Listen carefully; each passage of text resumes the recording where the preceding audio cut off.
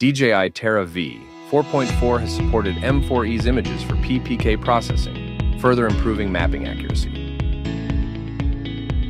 PPK, post-processed kinematic technology, enhances UAV geolocation accuracy by correcting satellite carrier phase observations using data from a nearby base station. Previously requiring third-party software, PPK corrections can now be processed directly in DJI Terra by importing recorded data from both the drone and base station, achieving centimeter-level accurate POS coordinates for geospatial data.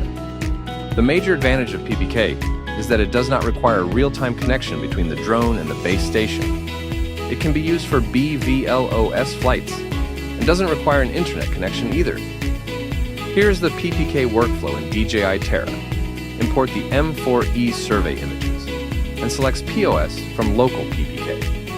The software will automatically recognize satellite observation data from the DRTK. It can also support standard R, INEX, and RTCM formats. Then, confirm the coordinate system and base station center. Click to start calculating.